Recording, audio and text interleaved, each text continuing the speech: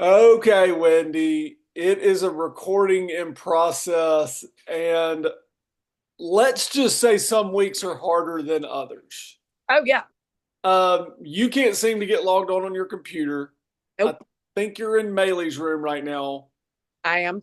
My AirPods, my trusty AirPods that I love so much, I think have finally bit the dust. Okay. If you will remember, they got slammed down on the ground when Alabama picked the pass off from Michigan, one of the first Yep. plays in the game last year. Um, I thought I could save them. I think I got the most I could out of them, but I think they have crashed. So, Yes. not sure how all this is going to go. Hope everything's going well. Wendy, tell me what you did in the week off. Listen, I'm just ready. I'm just getting ready for this game. Biggest game of the year so far for us, I think, as Alabama fans. Trey, I'm a nervous wreck. I don't know what to tell everybody. I'm a nervous wreck. I want Saturday to get here, but then there's part of me that doesn't want Saturday to get here. So Trey, I don't know. I don't know what's going on. All right, let's do this. We're going to try to keep this a little bit short today. Everybody's a little bit discombobulated. Well, let's try to keep this short. There was some things I was going to go over last week, Winnie. Let's just go over last week's scores. Maybe hit on one or two games. Clemson goes down. Uh, Tennessee wins. Tennessee does win. It was a good game. uh, It's almost like Tennessee beats Kentucky, and it's like every other game that they play. Their defense is stifling. Wendy, do you have anything to say on that? no, I mean, I told everybody it'd be a closer game than they thought it was going to be, and it was. I mean, Kentucky pulled it out, but Kentucky, Tennessee pulled it out. yep. I'm sorry, Tennessee pulled it out, but Kentucky gave them a little bit more than they thought they would. That's all I'm gonna say. Yeah, and I'll say one thing about just overall college football. There's more injuries. Everybody's hurt. Like I Yep. mean, my gosh, everybody gets hurt. I know it's a physical game, but a lot of people dealing with injuries. Wendy, South Carolina in a night game. A&M comes in. A&M's the new champion of the world. A&M's got the best head coach. And what's the secret sauce Yep. in Texas A&M? And oh, by the way, comes into South Carolina, and South Carolina does a little face plant. Hammers them. And what did I tell you last week? And you told me this is what you said. No, no, no, no, no. And I said, I'm calling South Carolina to win that game. They're sneakier than people think. They've got those two defensive backs. Their defense is really good. Y'all, we struggled with South Carolina, hardly beat them, barely beat them. And they played a great game against us at home. So I'm going to tell everybody, South Carolina won that game and they should have won that game. They played better than Texas A&M. And let's not forget that crowd at South Carolina showed up. Trey, you say what you want to say. No, They no, I beat them. just it wasn't as monumental as an upset. I mean, I think probably half the world thought South Carolina could win the game. I mean, it wasn't like nobody thought South Carolina was going to win the game, and they did. But You didn't think South Carolina would win the game? I didn't know who was going to win the game. But you were right. Let's give Winnie some credit here. She's looking for credit today. I was Uh, right. Ole Miss, Arkansas. Ole Miss explodes Yeah. on Arkansas. Beats them 63-31. Winnie, and Ole Miss is the pump prime for this week. We're going to get into that game in just a minute. Yep. Penn State loses again to Ohio State. Talking about not getting over the hump.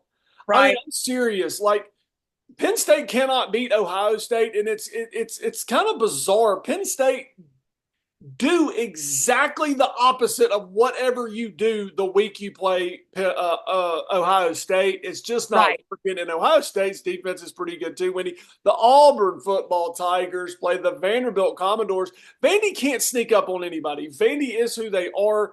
Vandy goes down to Auburn and beats them 17-7 in another physical game, Wendy. And Vanderbilt is still rocking and rolling and going bowling for the first time in 7-8 years. Yeah, absolutely. Listen, that quarterback cannot lose to Auburn or Gus Malzahn. So it is, or not Gus Malzahn. Who's that coach over there, Trey? Sorry, guys. Oh, Hugh gosh. Freeze? Hugh Freeze beats him. I mean, he beats Hugh Freeze everywhere he goes. So, but I think I heard a rumor, Trey, correct me if I'm wrong, that he wanted to go to Auburn to be the quarterback, and Hugh Freeze didn't want him. That I don't know. That's just what I'm telling y'all. I've heard. So, Yeah, but I think the Pavia guy thinks he should have been recruited by everybody and nobody picked him. It's kind of this chip on his shoulder, but the guy is good what he does. And I wrote this down about Vanderbilt. Vanderbilt is like the ultimate small business. Right. is really good at what they do. They're just really efficient in the way they run their business, and they get, they produce. I mean, they get stuff out of it, and that's what Vandy is. They're just a well-oiled machine. They Right. know who they are, and they come in and listen, you've got to score some points on Vandy. Really Yep. tough matchup for a lot of people. Wendy, let's get to the biggest game of the week, which was the Georgia Bulldogs versus the Florida Gators. Wendy, the past 3 years, everybody nestles in to watch the Florida-Georgia game. They kind of give them their own weekend. Yep. The SEC does. It's kind of the biggest game of the weekend. And for the past 3 years, it has been a flop. Right. A flop. This year, Wendy, was no flop. Georgia Right. comes out. Florida comes out. Florida comes out, scores a touchdown. I think kicks a field goal first, scores a touchdown, but is in the ball game until Florida's quarterback gets hurt. Wendy, Georgia comes out in the second half and does what Georgia does, which we said last weekend. If Georgia can press the gas a little bit, they'll win the game. All they did was they rolled the windows up, they took it off cruise control, and they pressed the gas. And Georgia ends up winning the game, Wendy. Listen, but you were right about that. You said it was going to be, you said that Florida might have a little bit of something for Georgia. You're absolutely correct. I will give you your accolades without laughing in the background. You did. You called it. Really great game. And Trey, I will say this: Florida came gimping it. It's not that Florida was in Injuries again, Wendy. gimping in. I mean, it was, for Florida to get, but Carson Beck, y'all, and these interceptions are a real problem. I mean, this guy's throwing as many interceptions as he has touchdown passes. So I don't know what's going on with the guy. But listen, Georgia found a way to win. A W is a W at the end of the day. Yeah, and it is a heated game. I mean, it's a heated game. I talked to Barry last night on the phone. Barry thinks there's a little bit too much noise, out there for Carson Beck. Everybody needs to chill out on him a little bit, let him play his football. Thinks there's a lot of pressure on Carson Beck with these running backs being out and really having to produce more than maybe in years past. I mean, literally, they lost probably two of the top NFL receivers and tight ends this year in McConkey and Hours. Yeah, Bowers. So, I mean, it's just hard to do. The one thing that I'm not sure, because I don't watch Georgia every single week, when the quarterback came out, what's his name again, Wendy? For Georgia? Oh, Beck. When Beck comes out and has this stuff painted, I'm telling y'all, we're struggling, man. When Beck, we got like 30 things going on. When Beck comes out and has this black stuff all over his face, I don't think he does that every game. If you're a Georgia fan, you might say he does that every game. I don't. I thought that was a little mysterious. I was like, I don't know about this. I mean, you don't want to change up. He comes out in black face paint. That's odd for a quarterback to do that. I mean, if you have some crazy linebacker or defensive lineman doing it, that's kind of the way they are. But the quarterback to do it was an interesting thing. All right, so now that's last week. Wendy, do you have anything else to go over last week? Other than no, South Carolina is exactly what I said would happen. I just said it again, just make sure you knew that I was right. But go ahead. Go ahead. South Carolina, Shane Beamer finally produces for Wendy. Well, I do want to go back to one thing real quick, and we'll get into this week's games, Wendy. The Tennessee group, okay? You're playing Tennessee, and we watch Tennessee all the time. I enjoy watching Tennessee. I think I talked to Mom earlier this week. Mom doesn't seem to really like to watch Tennessee, kind of like I don't like to watch Texas A&M, but I like watching Tennessee. If you were playing Tennessee, take the points. Kick field goals. Take points. Everybody, listen, this has happened 5 or 6 times this year, and I would love some stats guy to get out there and show us what happens. Everybody that's playing Tennessee this year, when they get inside these 20 and 30 yard line, instead of kicking field goals, they are going for it because teams think they are going to get in a shootout with Tennessee. That's right. Let's make sure any team that has had a pulse has not been in a shootout with Tennessee. And I don't count the first 3 or 4 games with whoever they play with laughing stocks. Anybody that has an actual football team, they have not been in a shootout. Agreed. And everybody goes for it. I don't know what they're doing. Including Alabama. If you play Tennessee, hello, Georgia. Take the points. A lot of teams might have had a different outcome with Tennessee if they would have taken the points. Wendy, let's get to this week's game. Woo-woo. This week's game, it all comes down to this, Wendy. It all comes down to this. Tennessee, I'm just going to jump on Tennessee real quick. Tennessee plays Mississippi State. We don't think that's going to be a problem. No. I do. So we're going to stop on that real quick. Y'all, I know that Mississippi State has been up and down and this, that, and the other, but Mississippi State's got some things for Tennessee. Trey, I'm telling you right now, Tennessee might lose to Mississippi State this weekend. You laughed at me last week about South Carolina. No problem, Trey. No problem. I'm saying I wouldn't be too comfortable, Tennessee. I'm just telling you, Mississippi State can be sneakier than people want to give them credit for. So I'm not looking for that game to go the way you think it's going to go, but go right on ahead. That's all I got to say about it. Are you calling Mississippi State to win the game, Wendy? Yes, I am actually. I am. At Neyland Stadium. Mississippi State has nothing to lose, Trey. They've not been terrible. They've only won one game, I think, actually. But I'm going to tell you something right now. It's going to be a sneakier game than you think. Mississippi State's got some things for Tennessee, and I'm still not sold on Tennessee's quarterback. I'm not sold on my own quarterback. I'm just telling you, I think Mississippi State might have a little bit of something for them. That's my personal opinion. I just wouldn't wake up feeling like, if I'm a Tennessee fan. So there you go. Mark the date and the time. Wendy jumps out on a limb. Wendy, Texas. Hey, listen, let's get into it. Texas and Florida. So Florida's coming off just a huge letdown at the Georgia game. Probably let one slip through their fingertips. They're going to play the Texas Longhorns. Wendy, does Florida have anything for Texas? Probably not, but I hope they do. I mean, they only got 4 players. Everybody else is hurt in the hospital. So I don't know who's actually going to be there for them to play. But obviously, I want to see Texas go down, give them another loss. It kind of starts changing up this top 12. So sure, but probably not. I'm calling Texas for that game. Wendy stays with Texas for that game. Wendy, the 2 last games we're going to talk about today are the Georgia Bulldogs, who we just talked about, versus the Ole Miss Dunking Rebels. Yep. We'll be playing CBS 2:30 Central Time, Wendy, in a game that is a huge game for both teams. This is a game that a lot of people have pointed to throughout the year. Georgia comes in with a shaky offense and a really good defense. Yep. Ole Miss, you don't know what you're going to get. I mean, you really, Ole Miss goes off last week and scores a bunch of points. Can they do that again this week? Is Ole Miss a case of a team that is peaking at the right time? If these teams ebb and flow throughout the year, and does Lane Kiffin, do they have them ascending at the right time? Do they have anything for the Georgia Bulldogs, Wendy? What's up? So if I look at it quarterback to quarterback, I think Dart is more accurate and he's throwing a better football right now. That's just my personal opinion. I think it's going to be a really good game. I actually am calling Ole Miss. Barry, I'm sorry. I'm calling Ole Miss in this. They're going to be at home.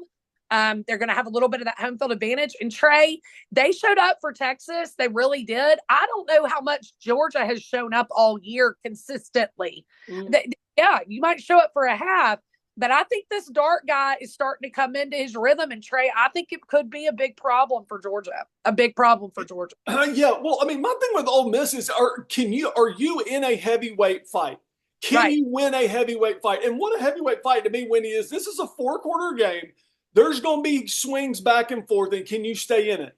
Right. Can Ole Miss play a 3-quarter game? Probably. Can Ole Miss play a 4-quarter game? I believe Georgia is obviously one of the biggest heavyweights in the college football game. You might get up on them early; they're going to come back late. If it's a close game, they're still going to be punching. My question is Ole Miss, can they land punch for punch with Georgia? I just don't know. I don't know why I would think they would, because they haven't. Right. Could this be a game where, like I said, Ole Miss is ascending? Georgia has really got to find some playmakers. Georgia just has to find some playmakers. That's what they have to do. And I told Barry this last night on the phone. The Carson Beck problem, it's either some type of defensive look that's given him a problem, and the offensive coaches are going to have to say, if this defense presents itself, you really have to do this. And really maybe take a negative, a sack or throw the ball away or really stay out of this situation. Or Georgia's offense is going to have to cut out these plays that he's throwing these interceptions. Right. I know last game it seemed like they were kind of right over the middle. You would think some of those are similar calls or similar read patterns. You might have to take that out of the game and kind of stop him from hurting himself or hurting the team. I might see some of that. Wendy, you can't go against Georgia. I cannot go against Georgia until Ole Miss says I'm a heavyweight fighter. I've got to go with the Georgia Bulldogs, Wendy, and that is that. Woo! Let's talk about the only game that matters to me this weekend. I mean, God. And as the night will meander on, Wendy, the Alabama Crimson Tide travels down to Baton Rouge. It's a story that we have all grown up with. It's a story of two very respected programs. Always a good game. Always. Baton Rouge will be lit up at night. LSU coming off a real stinging loss. They're Yeah. coming off a big loss. Alabama coming after after a big win. Yep. Wendy, what says you at a night game in Baton Rouge? Well, first, I'm just letting y'all know they will run out of alcohol in Baton Rouge. They're gonna run out of alcohol. But I'm gonna start with the board. I We don't know. got the board back. We We have to beat LSU. Roll Tide. Wendy, let me write that down. yeah, I know that is just crazy. That is prophetic. We have to beat LSU. Hold on, let me get that down before I forget it. All right, what you got? Last night, the first college rankings come out. We're right here at 11, guys. I think we've all known all season since we lost to Vanderbilt, we're going to have to win out. We've had some things happen for us, Clemson losing, Iowa State, like Penn State. Some things have happened for us over the last week that kind of helped us out a little bit. But bottom line, guys, this is an elimination game. That for me, I'm looking at this as an elimination game. Yeah, of course it is.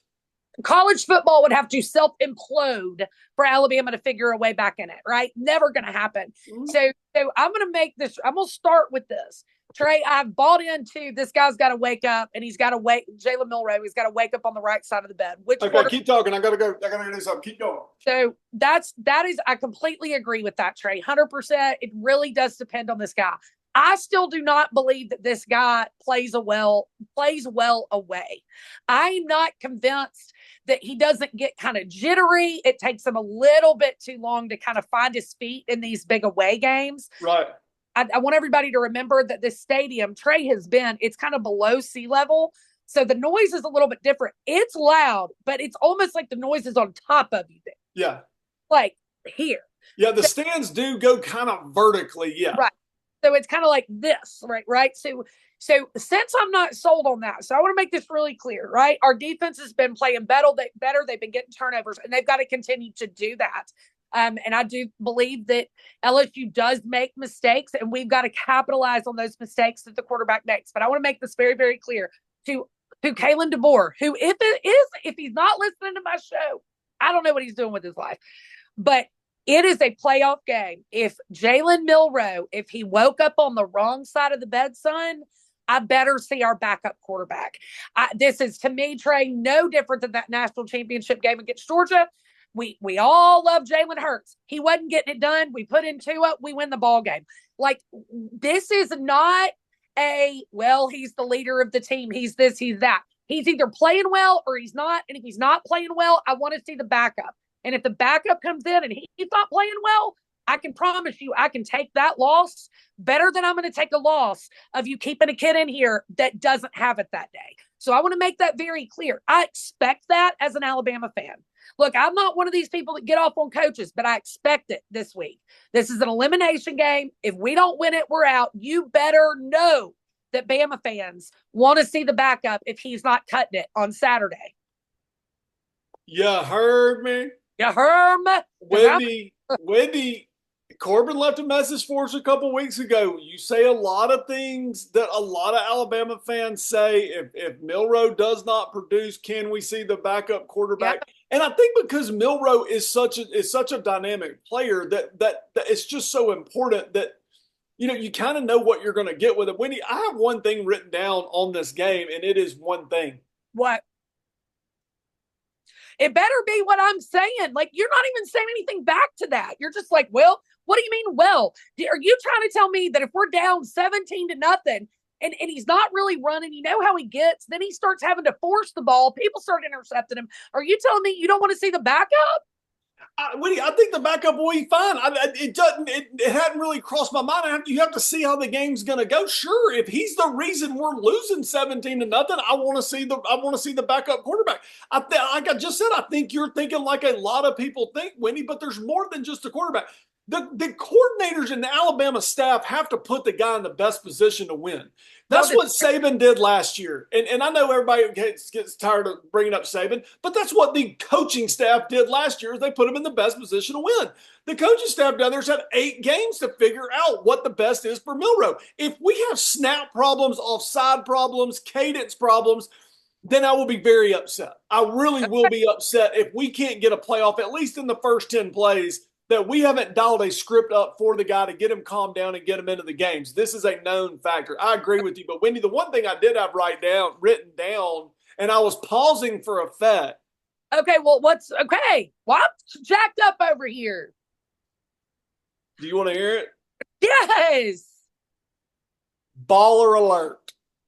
On who? Who's going to be the baller alert? Baller alert, Alabama football. What? It's baller alert. What this means in my mind is baller alert. Baller alert. Baller alert. It's time to play. Yes. Like, it's time to go. Like, if you look around and this game's not a big game and this game's not big enough and and there's not enough. This is when you perform. Yes. This is when you're the 5-star. And I even heard somebody tell me there's such thing as a 5-star plus now. I'm sure we've got some 5-star plus players. Okay. This is why you come to Alabama, and this is how people remember your name, and this is the big stage. Yes. So if you're a baller and you're ready to let it out, it's time to go this time, the Alabama Crimson Tide. And all players need to be on deck. Yep. We need to cut out some of these stupid penalties, stay focused on the game, stay focused on your job, and pull out a W, because LSU and Brian Kelly is going to have something for Alabama. And we're not going to win this game in the first quarter. We might not win this game in the second quarter. Winnie, this will be a 4-quarter football game that we will have to play. So Alabama Crimson Tide, it's baller alert season, and I want to see who balls out. Right. And I really think, Trey, we need to see Law. You know, like, I'm going to tell you something. LSU can be a little undisciplined. They can, the guy can get a little frazzled for their quarterback. I can't remember his name, start throwing a few interceptions. I'm really liking this Law guy on our offense. He can run, he can catch. He's a big guy. He's a big guy. He's sturdy. I want to see him a little bit more involved in our offense. Obviously, Williams, we all know y'all prolific, but to me, the most dependable guy for the season has been Bernard. And I hope to see that. I find Bernard. He's been very, very dependable for us. Not to say Ryan Williams hasn't, y'all. He's obviously amazing. But Bernard has been very, very consistent in how he plays football and what he does. So I'm really looking for that. And again, Trey, I think a big deal. Our defense has got to get us a couple turnovers. They got to get us back on the field a couple times. Give us a few more opportunities to score. Yeah, I agree. And you hear complimentary football and all the things like that. I really think that's what it's going to take, a.k.a. Alabama have some drives, possess the ball, defense, take the ball away. These are all pretty standard stuff when you're playing in a big game, but they might need to happen. Wendy, the Kendrick Law guy is one of my favorite players, but they give the ball to him twice early in the game, and you're like, okay, here comes his game, and you never see the guy again. Like, we only have 3 plays for the guy. Like, where is the guy? Like, I don't even see him on the field. I mean, so let's see if he can get more involved. Now, he did cause us a big penalty down there in Tennessee, so maybe that's why he doesn't play as much. But, Wendy, let's do a score prediction before we get to our last thing. I think we got one message. Wendy, what is the score prediction? Again, guys, we just had a hard time scoring points. But LSU doesn't seem to have that hard of a time. I think we're going to need to score 35, so I'm going to say 35-21. Whoa. A lot of points. Wendy, don't think there'll be that many points scored. I think the defenses are both decent. I like the Alabama Crimson Tide in an old school game, 26-19. Wow. Crimson Tide, 26-19, Wendy, is what I'm going with. Let me share the screen real quick if I can do this. See if I can get this done. We have one message, I believe. Karen from Knoxville. Got a pretty exciting weekend of college football coming up. Roll Tide. Roll Tide. And I'm going to say Alabama 31, LSU 10. Whoa. Roll Tide. Roll Tide. And that is Karen from Knoxville. That is Karen from Knoxville. Let's see. Stop share. Wow. That's Karen from Knoxville. She has 31-10. Wendy, what do you Hey. got planned for the weekend? We got to get off here. Listen, man, just roll tide. I mean, Alabama, like I said, I mean, this is it. Like, this is the season. I love my Crimson Tide, but we've got to win this game. I hope the coaches understand we have to win this game. And if we've got to make big choices, then let's make big choices. I'm a nervous wreck, man. That's all I know to say is I'm just a nervous wreck. I don't know what else to say. I'm nervous. Let's rock and roll. To all the text threads out there, what's up? Let's rock and roll. Y'all got the number if y'all want to call in. Wendy, I love you. Next week, maybe we can get back to a little bit more normalcy, but I love you. All right, I love you. Roll Tide. All right, bye. Bye.